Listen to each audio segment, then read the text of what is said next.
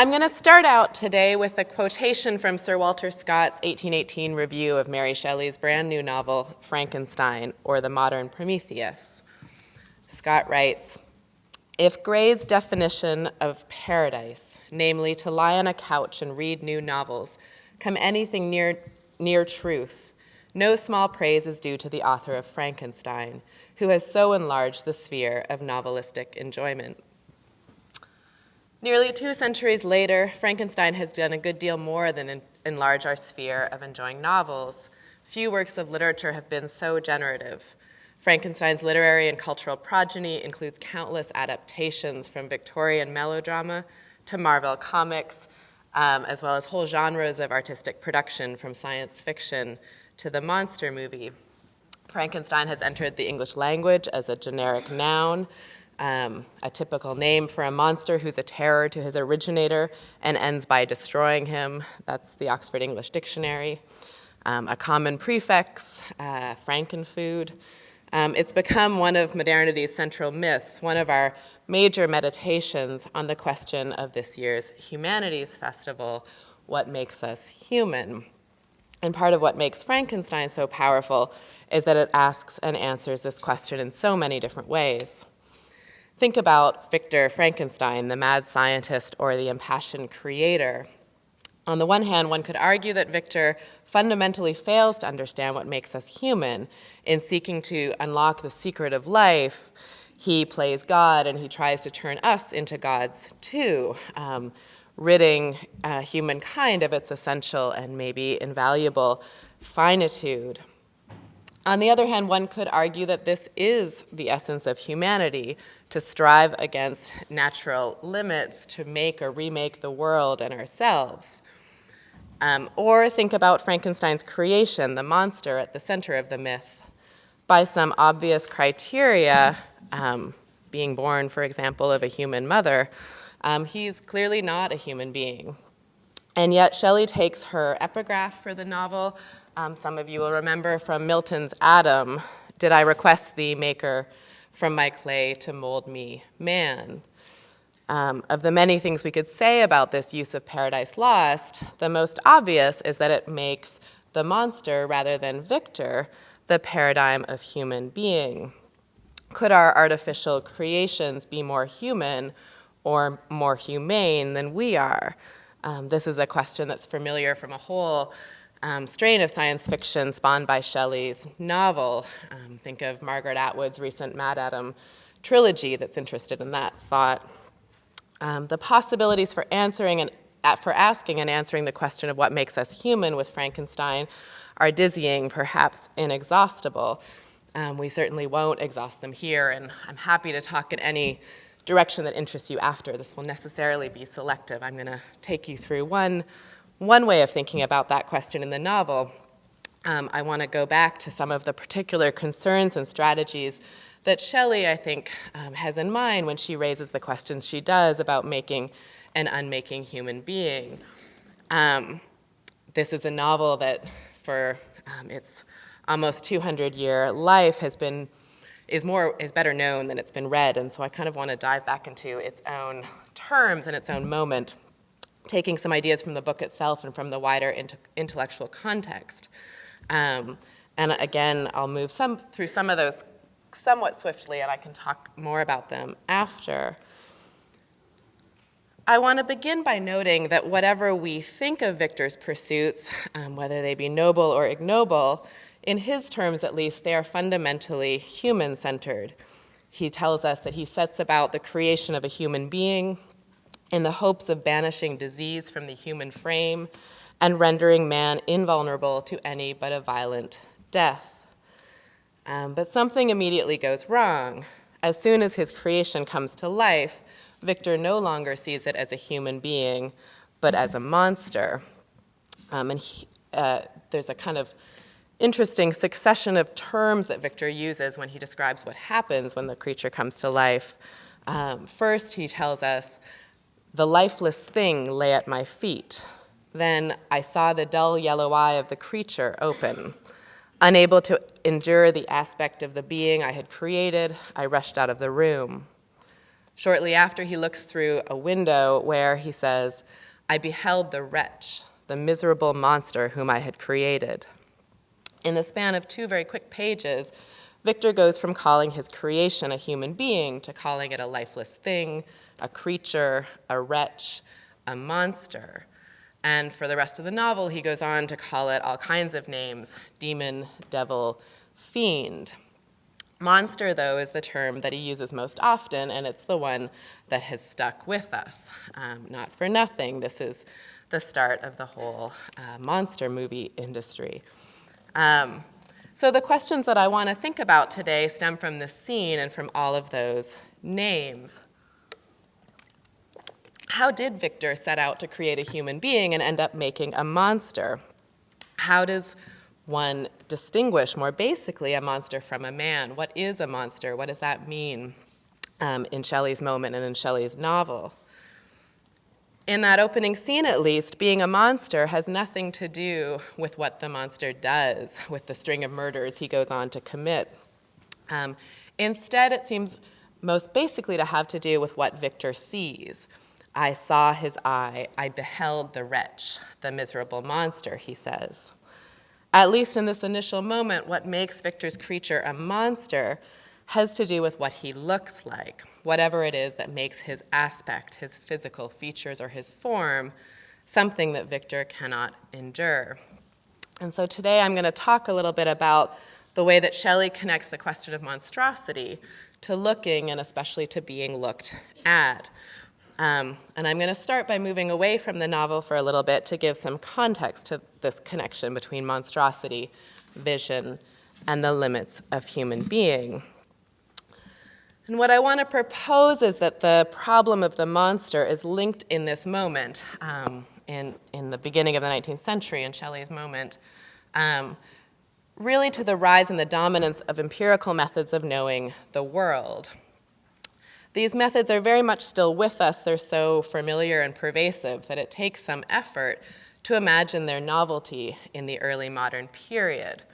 One place we can go to get a clear sense of this is from Francis Bacon's Novum Organum from 1620, sometime well before Shelley, but something whose influence continues for centuries. Bacon's Novum Organum is really a manifesto for a wholesale reform of natural philosophy, what will later be modern science, by way of the careful scrutiny of particulars.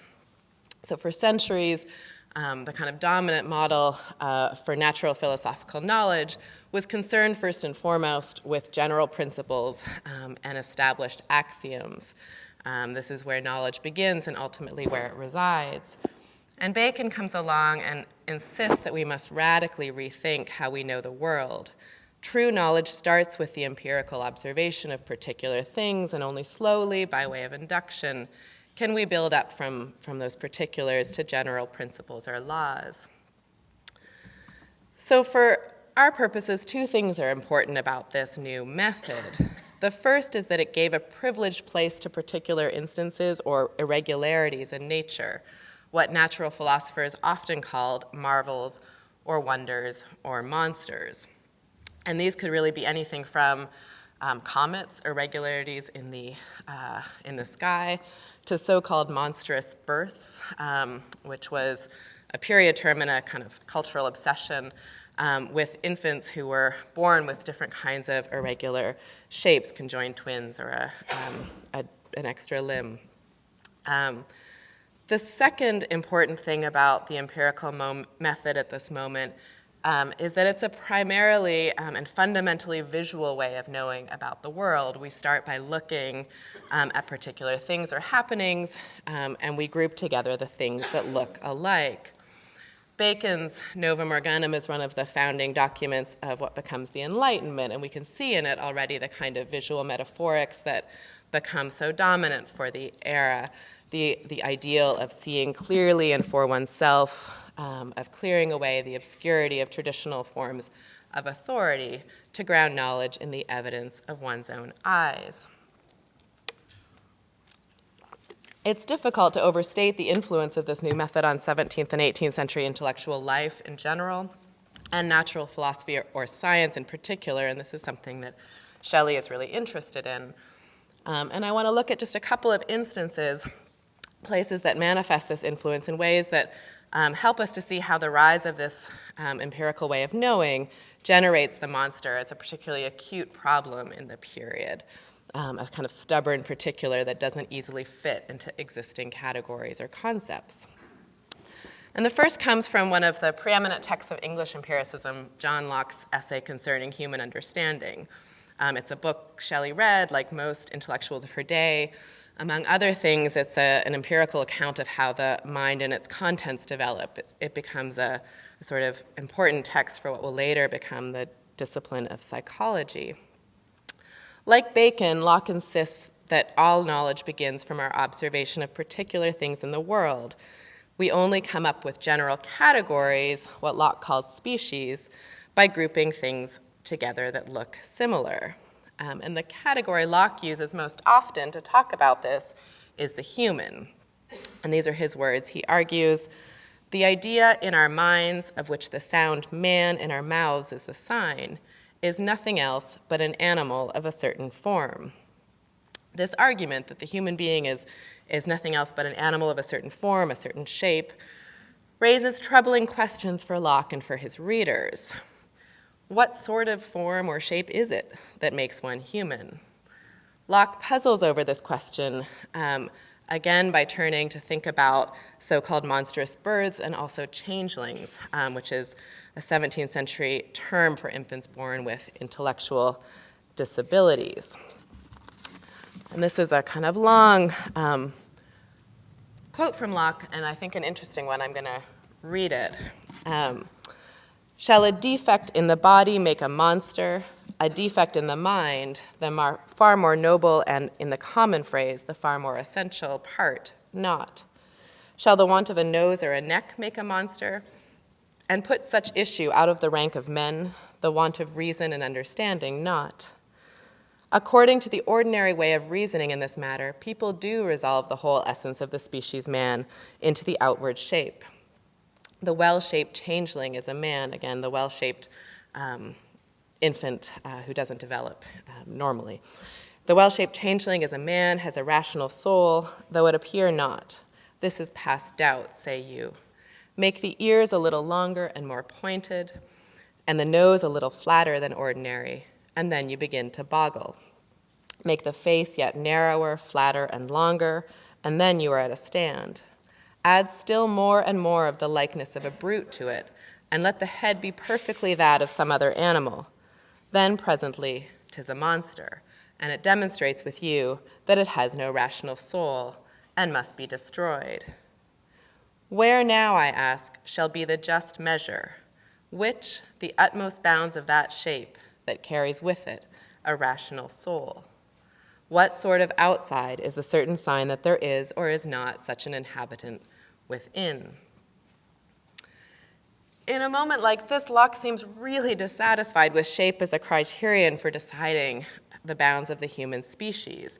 It seems that he'd prefer to define human being with something less variable, more noble, or essential, like a rational mind or a soul. But Locke is also determined to stay within the bounds of human understanding, which for him are limited by our perceptual faculties, by our senses.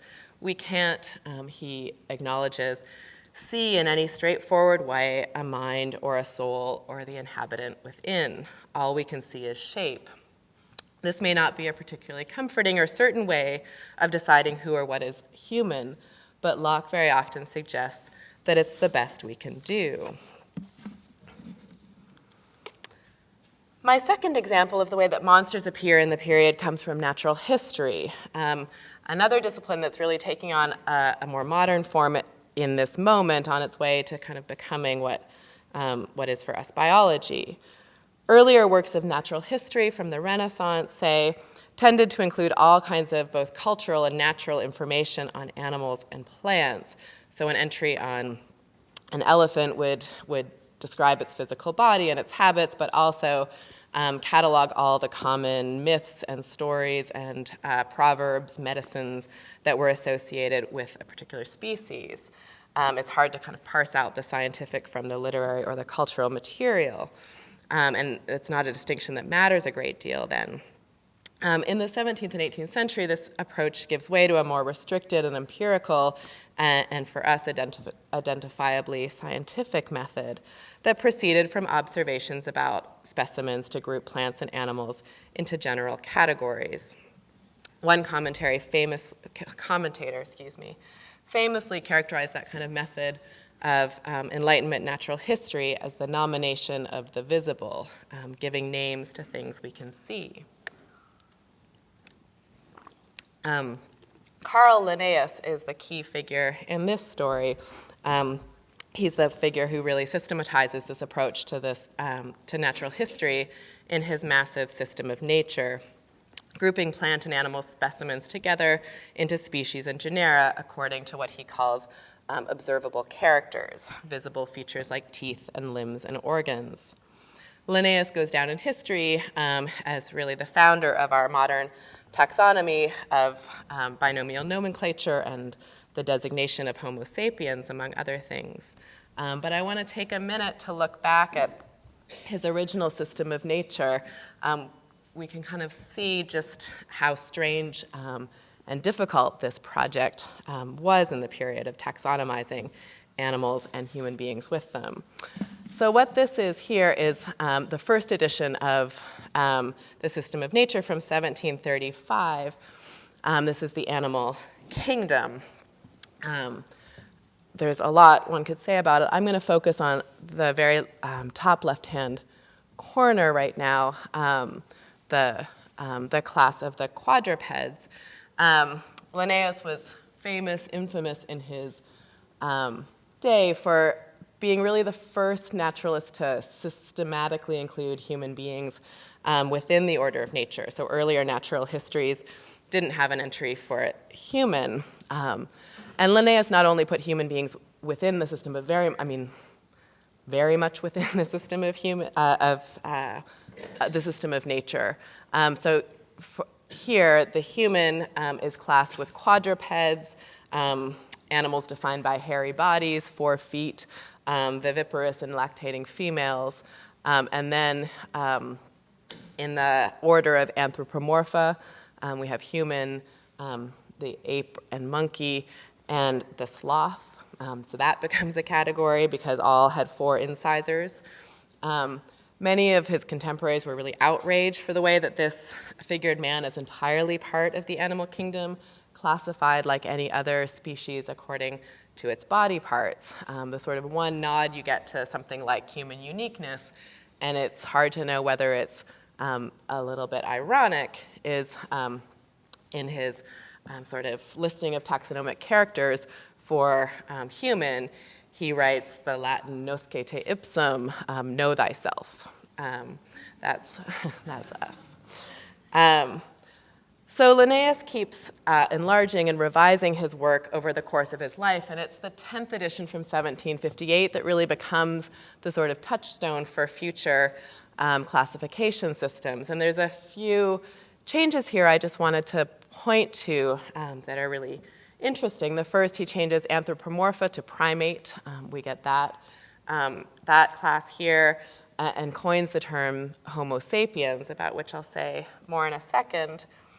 It's also the moment where he replaces quadruped, which is a class that he inherits from Aristotle. It had been around for centuries. He replaces quadruped with mammalia. This is his coinage.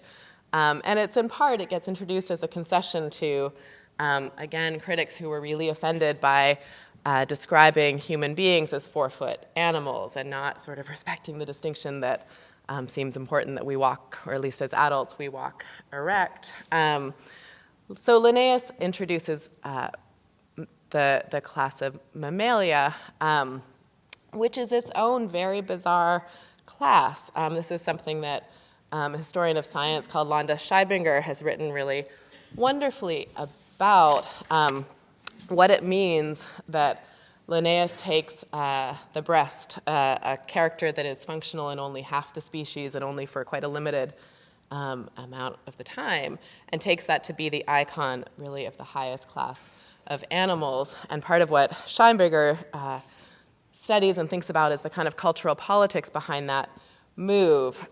Not least, there was a huge push in this moment that Linnaeus was fairly invested in having women, middle and upper class women, nurse their own children, to give up the long-standing practice of sending out their children to wet nurses. When we think about sort of the whys, I mean, many of Linnaeus's actual categories have not stayed with us. Mammalia has, and when we think both about why he introduced it and why it's stuck in that moment, some of that cultural backdrop is important. I mentioned this in the context of Frankenstein because there are certainly good grounds for thinking about Frankenstein as, at least in part, a feminist critique of science or of some strains of science, some consequences of science, and certainly of the way that cultural norms get fixed as part of the order of nature. What I want to focus on or point to right now, this is from the very top right-hand corner of the last slide, is the oddity of the species that Linnaeus calls Homo monstrous. So Homo is the genus, sapien and monstrous are species, and then the last category here on the right are varieties. Slightly less, they're slightly more mobile as categories for Linnaeus, all rather bizarre, and we can talk about this after. What I want to point out is that, as in Locke, monsters arise here out of a classifying logic that is fundamentally empirical and visual. It's by looking at features, observable characters, and habits that Linnaeus arranges individuals into groups. While in Locke, though, monsters often appear as exceptions that point out just how provisional and how uncertain our categories can be. Locke kind of turns to monsters when he's thinking about the limits of our understanding. For Linnaeus, monsters become a category all of their own. They're no longer the exception. They're now an actual category. However odd the system can look to us, part of what's so powerful is that it really leaves nothing out. Even the exception is fixed in place, becomes a part of the order of things. We can certainly see the kind of cultural and racial judgments that are implied in Linnaeus's categories and think about the strain and the stakes, therefore, of his move. But we can also see, I think, the way that some of the what is, on the one hand, the kind of liberating method of the Enlightenment, clearing away the myths of authority and seeing for oneself, can also be or become a kind of oppressive will to order, the kind of will to observe and name everything that we can see, to put everything that exists in its proper place and kind. It's in this regard that someone like Wordsworth, an early Romantic poet, important for both the Shelleys, someone like Wordsworth can write in the prelude of the bodily eye as the most despotic of the senses. And it's with this in mind, with this kind of visual regime of the Enlightenment and the sort of monsters that it generates, that I want to think about Frankenstein more specifically in the way that the novel connects monstrosity and visuality. And also, at the end, I want to think about alternatives to this kind of visual order that the novel might develop. I want to start by coming back to the scene I mentioned at the outset, the famous scene where the monster comes to life. And this is what Victor says just before he calls his creation a monster for the first time. He says, "How can I describe my emotions at this catastrophe? Or how delineate the wretch whom with such infinite pains and care I had endeavored to form? His limbs were in proportion, and I had selected his features as beautiful. Beautiful, great God! His yellow skin scarcely covered the work of muscles and arteries beneath. His hair was of a lustrous black and flowing, his teeth of a pearly whiteness. But these luxuriances only formed a more horrid contrast with his watery eyes that seemed almost of the same color as the dun white sockets in which they were set, his shriveled complexion and straight black lips." This is the most detailed description of the monster we get in the novel, and it goes some way to describing what makes him a monster, the ugliness or deformity of his body.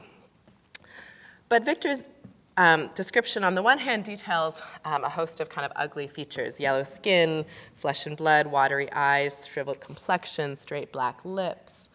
On the other hand, he also describes a series of conventionally beautiful features: the lustrous flowing black hair, pearly white teeth, and well-proportioned limbs.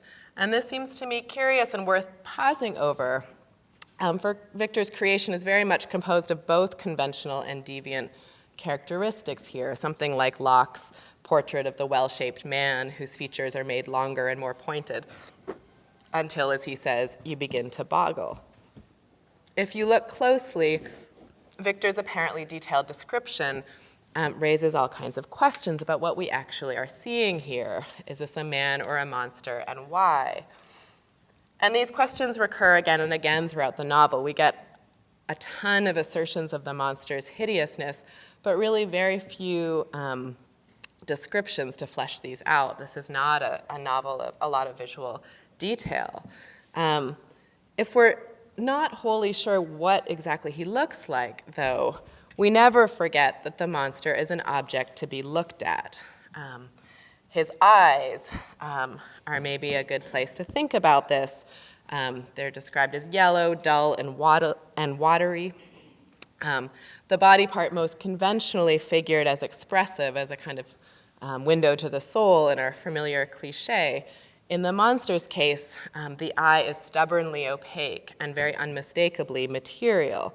And this is really not the case with other characters in the novel. We can talk about this, but we get a lot of very expressive and transparent eyes and persons that sort of express the minds of the character within. In the case of the monster, by contrast, the relationship between what Locke called the outside and the inhabitant within is presented as profoundly disjunctive. Take, for example, the one time he sees his own reflection. He's looking in a pool of water. This is also the one time that he refers to himself using the name that others call him by, monster. He says, "I had admired the perfect forms of my cottagers, their grace, beauty, and delicate complexions. But how was I terrified when I viewed myself in a transparent pool. At first, I started back, unable to believe that it was indeed I who was reflected in the mirror. And when I became fully convinced that I was in reality the monster that I am, I was filled with the bitterest sensations of despondence and mortification." This is, I think, a fascinating moment, not least because Shelley is rewriting the Narcissus myth here, and by way of Milton's Eve, she has her own, Eve in Paradise Lost has her own Narcissus moment. And so this is a moment that kind of explicitly aligns the creature with the figure of woman. But what I want to point out, too, is that we really don't see whatever it is the creature sees here. He doesn't describe the image that he looks at in the pool. What he does instead is repeat, in a kind of weird way, the first-person pronoun again and again and again. At first, I started back, unable to believe that it was indeed I who was reflected in the mirror. And when I became fully convinced that I was in reality the monster that I am, I was filled with the bitterest sensations, etc. That kind of odd repetition of I, seems to indicate something of a kind of trauma that he's experiencing at this moment. Until now, he's really only experienced himself from the inside. And here, for the first time, he fully realizes that he's an object, something to be seen. It seems to me significant that Shelley withholds any real physical description here, because in doing so, she suggests that what's so horrifying for the creature is not so much any particular aspect of his outward form, but simply that he has or is an outward form, that his self, the I, that he so insists on here, the I is also a physical body, an object that can be viewed from without. This is Shelley's way of asking the same question that Locke asked. What makes us human? The outward shape of our animal body, or something internal and perhaps immaterial like a rational soul or mind? Between these two kinds of versions of who or what one is, why should outward form be what counts? Shelley offers one possible answer to this question in a scene that serves as a counterpoint to this narcissist moment. And this comes when the creature reads works by Milton and Plutarch and Goethe and finds himself reflected in them in a rather different sense. You might remember the creature gets this kind of amazing humanistic education, borrowing books from the cottagers he's hiding beside. And this is the last sort of moment in the novel I'll look at. He says, "As I read, I applied much personally to my own feelings and condition. I found myself similar, yet at the same time strangely unlike the beings concerning whom I read and to whose conversation I was a listener. I sympathized with and partly understood them, but my person was hideous and my stature gigantic. What did this mean? Who was I, and what was I? These questions continually recurred, but I was unable to solve them." I point to this moment because in it, the creature suggests an alternative to the kind of visual logic I've been talking about that classifies beings into monsters and men. And this alternative logic has to do with reading, a mode in which one encounters others not as bodies but as words. Reading the lives of literary and historical characters, the creature finds himself similar, he says. Again, not according to a logic of visual comparison, which still renders him strangely unlike, but according to the kind of resemblance that has to do with what he calls his feelings and condition. And throughout the novel, Shelley repeatedly thematizes this opposition between seeing bodies and reading or hearing words. You might remember the creature quite strategically tells his story for the first time to a blind man, who indeed is the only person he meets who is kind to him. So too, when he entreats Victor to hear his tale and do him justice, he places his hands over Victor's eyes to take from thee a sight which you abhor, says the creature. And when Victor finally listens to his story, he too notes the same kind of opposition between words and vision. Victor says, "His words had a strange effect upon me. I compassionated him and sometimes felt a wish to console him. But when I looked upon him, when I saw the filthy mass that moved and talked, my heart sickened, and my feelings were altered to those of horror and hatred." This matters, I think, because it is, of course, as words that we readers encounter the creature, rather than as a sight we can see. And in this way, our access is radically different from any other character in the novel, for whom the creature is always encountered first in visual form. The novel, in this way, seems to suggest a kind of argument against visual ways of knowing, maybe associated with science, and in favor of the ethical value of reading and of literary and humanistic reading in particular, something that enables one to identify with others who may not look like oneself but who share common feelings or a common condition. This, too, is an important cultural ideal, and it's one that takes a certain force in Shelley's time. The idea that literature, perhaps especially the novel, is valuable because it grants us access to other minds, something we long for but never quite get in real life. The sense that we can have that we know fictional characters better than we do friends or family. Shelley, I think, is interested in this idea, but her attitude toward it is difficult to pin down. To my mind, what exactly she thinks of this sort of alternative is an interesting and open question. Certainly, this kind of reading doesn't work very well for the creature, despite a kind of amazing humanities reading program. He doesn't ever quite get to be part of the human community. And this is a line of thought that a poet and romantic scholar called Maureen MacLean develops really brilliantly.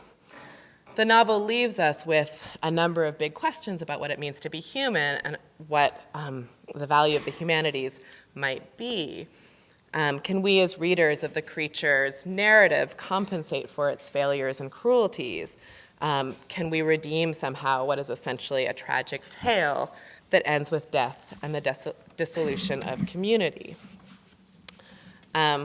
That's a question I want to leave open for discussion. I think it remained open for Shelley. I want to close by thinking just briefly about what happens to such a question over the long history of Frankenstein's reception.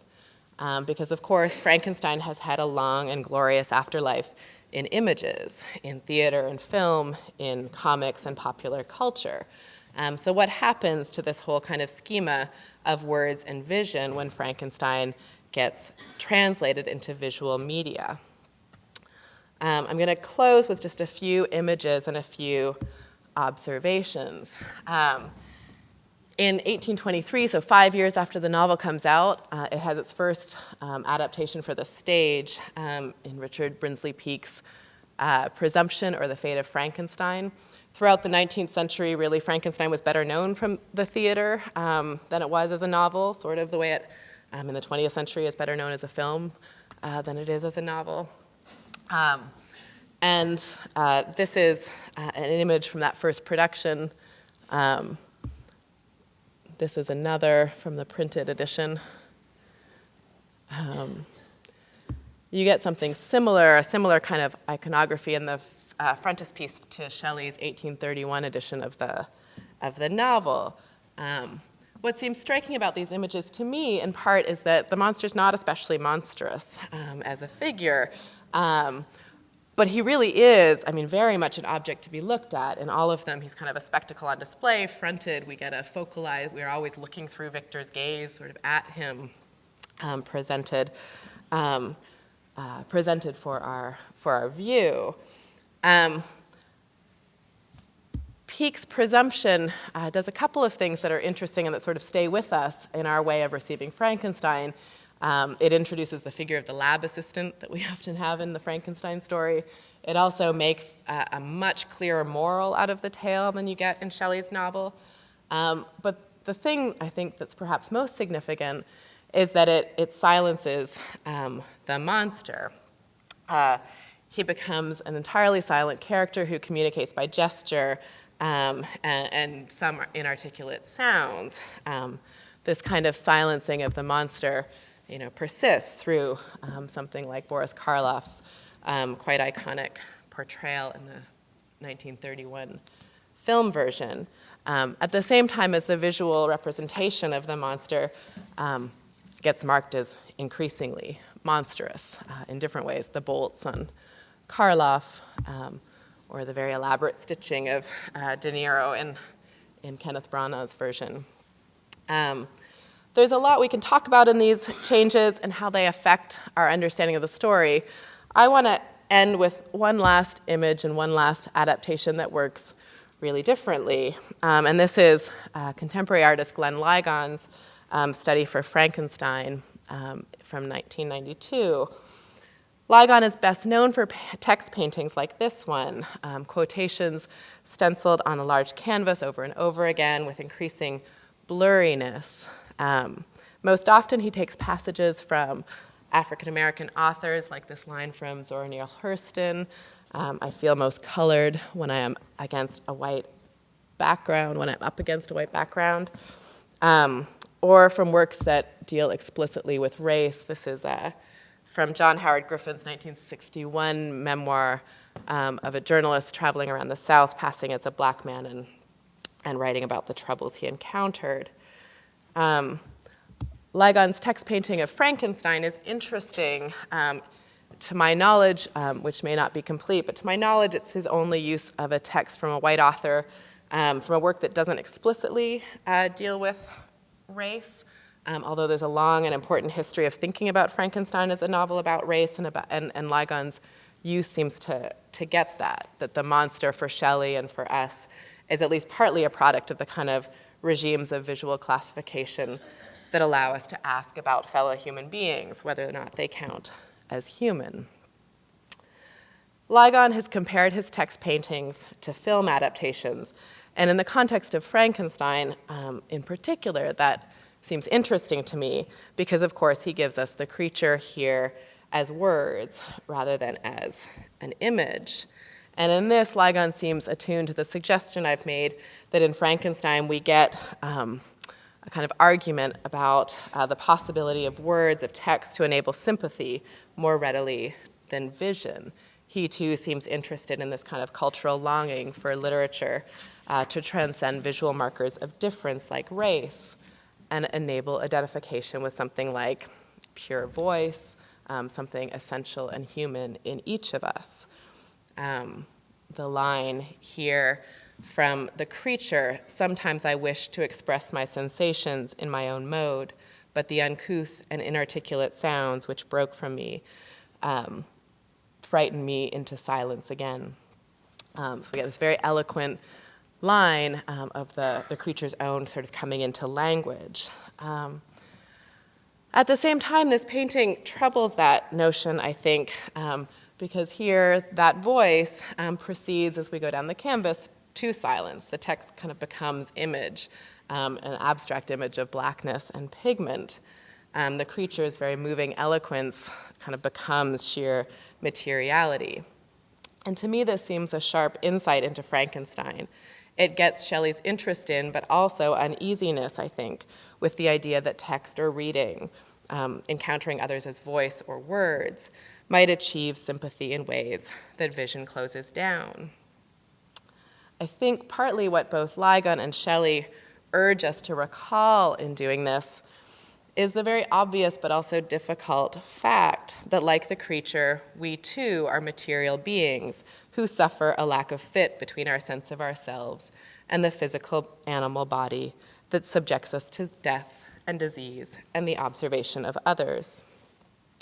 Ligon sees, I think, that Shelley in some sense writes a fable about the dream of overcoming physical nature, of escaping our animal or material part to become purely human, only voice or spirit or mind. And to my mind, Shelley's fable ultimately cautions that neither science, despite the progress it makes, nor literature, despite the sympathies that it enables, can free us from that material world, from our bodies, to make us wholly mind, the kind of beings we may imagine or wish that we could be.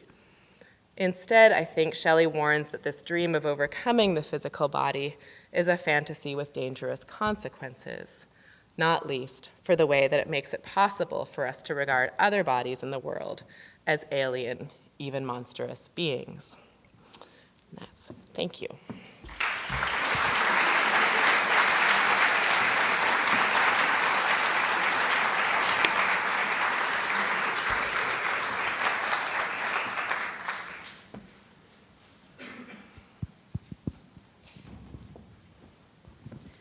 We have time for a brief question and answer period. If you raise your hands, we'll come to you.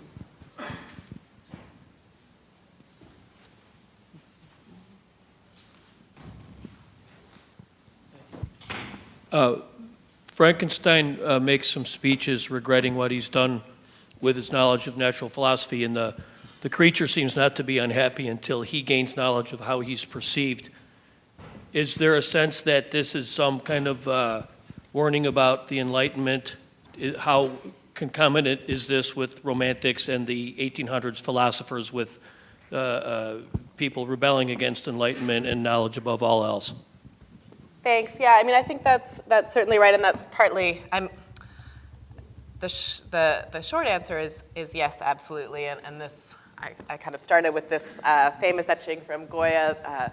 The sleep of reason produces monsters, which is also seen as part of that kind of emerging romantic critique of Enlightenment ideals. I think Shelley is certainly interested in that, part of that, very, very self-consciously interested in the kind of romantic worries over the kinds of Enlightenment ideals that had been so influential a generation before. The French Revolution has failed badly as a kind of outcome of what it means to think through the politics of the Enlightenment too.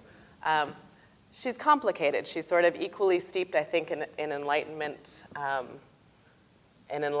philosophy and in Romantic poetry, and I think she's interested in both and worried about both. So I think it's hard to actually put her on either camp, but she also helps us to see the way that thinking about them as totally opposed camps is maybe overly simple, that there are continuities and breaks at that moment, and she very much is sort of straddling that world. Yeah. Great presentation. You mentioned the word feminist once. Yeah. Young Mary Shelley had had several children. Her husband had abandoned her. She had no nursing. Was she embracing her body and realizing that a man can abandon what he had created? Shelley had created a relationship with this woman and then abandoned her. So biographically, just quickly, so she's still with Shelley. But yes, is she, I mean, do I think that she's feminist, and do I think that it makes sense to read this novel as feminist in a lot of different ways? Absolutely. Not for nothing, she's the daughter of the mother of English feminism, Mary Wollstonecraft. She certainly, I mean, so if she had, and she's steeped in her mother's thinking. Her mother died a week after giving birth to her. She knows her mother as an author, actually, and knows her well as an author. So she's steeped in that thinking. She also biographically, I mean, if she's still with Percy Shelley, you know, there are very competing stories about how he's with her, so not abandoning her in that way. But at this point, as I was saying to someone before, she is 21 when this novel comes out. She has had 4 children, and within the next half year, 3 of them will have died. And it's not clear that Percy was the most supportive person through that. This also, you know, the sort of gestation of Frankenstein, the sort of famous story of Mary Shelley, Percy Shelley, Lord Byron, and Byron's doctor sitting around at a chalet in the Alps and telling ghost stories to each other, having a ghost story competition. This was sort of Shelley's dream contribution afterwards. She sort of thought this up afterwards. Byron, Shelley's half-sister, she's got a very complicated family, but in any case, her sort of half-sister, she's pregnant with Byron's child. Byron does abandon that child, and actually Mary and Percy Shelley more or less raise that child. So certainly men abandoning their children are plenty in her world. Yeah, sure.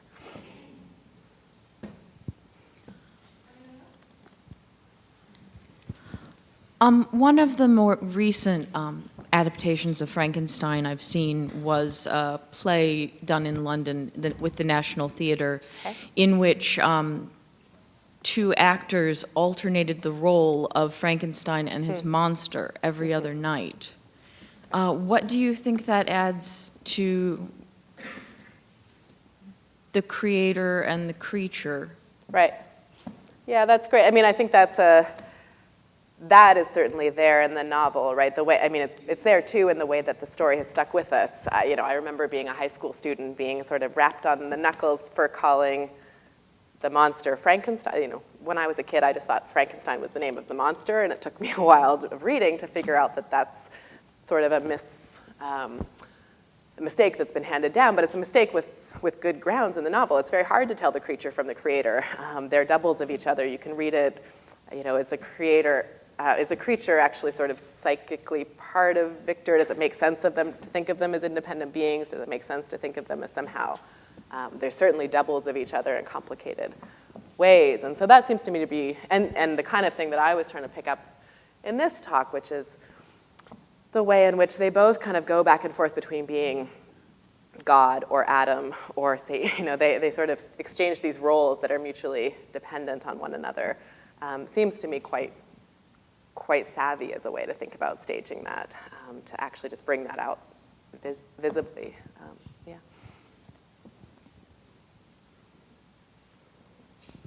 Hi, I'm just wondering if you can talk more about the pronoun I. Yeah. Because it seems to be really complicated and loaded here. On the one hand, it has this the notion of subjectivity, personal subjectivity, human subjectivity. But as you said, it's also like an object to be viewed from without, as in a visual form. This seems to me like a really complex grouping together all sorts of idea in that very moment. And can Can you just talk more about that? Yeah, I can. Sure. I mean, I guess I was trying to point out just thinking about the importance of the first person pronoun in that particular scene. So when the monster sees himself, it's the only time he actually gets a visible, he sees himself as others see him. He just insists on declaring, just I, like I'm not that, I'm I.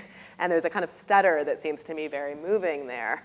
And sort of what he wants to hold on to. I'm not that thing out there. This is, he does, I don't have the exact wording to hand, but he doesn't say, that's not me there in the pool. He says, that's not I there in that pool. It's kind of a weird, it's not the right grammar, like it's not proper grammar. That's I there. It's almost like he can't even put himself in the object form of the pronoun and say me. He wants to just be I. So that's that moment. Shelley's novel, it's not a thing I've talked about, but I mean, Shelley's novel formally is really weird. It's three, for people who have read it lately, you'll remember it's 3 embedded tales, all in the first person. So you get Walton, this explorer out in the Arctic, running around, writing home to his sister. He meets Frankenstein, who tells him his story, and you kind of get a break, and then Frankenstein's I takes over, and then he runs around and goes up the Alps, and he meets the creature, who then there's a break, and the creature then gets the first person for a while. And if you pick up the novel at any moment, you can't tell who's talking. It's just I, and you have to kind of figure out for a while who that I is. And that seems to me to have all sorts of, there's lots one could say about that, why she chooses that form. She doesn't give us a third-person narrator who just tells us what's happening. She insists on telling everything from the point of view of each character, but also characters who are made formally identical. And that's something that I think Ligon does too in his paintings with the first person. It's on the one hand, as you're saying, sort of insisting on this personal and subjective, and on the other hand, pointing out we are all that personal and subjective. We can all slot ourselves into that I, and what does it mean when we do that? And I think they're both quite interested in that. Yeah. Hi, thanks so much for your talk. Oh, this is loud. I was really struck by your decision to end with the Glenn Ligon pieces, and it got me thinking about just sort of references to monstrosity and the black male body in pop culture. Like, I'm thinking about Kanye West's duet with Katy Perry and E.T., and I was wondering if you could talk a bit about that. Well, I can't talk about that in particular. Well, not exactly about that, but about do not go the that black far. male body as this monster figure. Yeah, no, I know, I'm kidding. Yes, certainly, and I think, so places I didn't get to but could have that are sort of right in the Frankenstein line. This is from this is from the Civil War, this is from Vanity Fair, it's an image, the new Frankenstein, and it's, I can read it. In any event, it's, a dark figure holding up Jefferson Davis. This is rebellion. This is what rebellion looks like. This is a different kind of figure. This is quite allegorical, clearly, but it's also quite clearly of this line of thinking about the monster in Frankenstein in quite particular political terms, and there is a long line of iconography, African American. There's also earlier the Irish Frankenstein. This is the Birmingham Frankenstein, the sort of class politics. So this is what I was referring to, and Frankenstein has a long history of being racialized in a variety of kinds of ways, and thinking about that figure as the kind of our creation coming back at us, and the kinds of resonances of that in a mass sort of political sphere. So that's one history of the iconography that I think is sort of relevant there. But I don't know, if you think about the sort of Blackenstein kind of moment, which is, so the sort of blaxploitation moment of redoing all of these movies, Blackula, Blackenstein, which are precisely, again, interested in sort of wedding those two, this kind of thing with what you're talking about, which is taking black bodies and just slightly doing something that makes them a little exaggerated, the Blackenstein sort of, and thinking about those are hard films to think about how the exploitation works in various directions there, but they're certainly playing with that. Yeah. I'm afraid that's all the time we have. Thanks so Thank much you. for attending.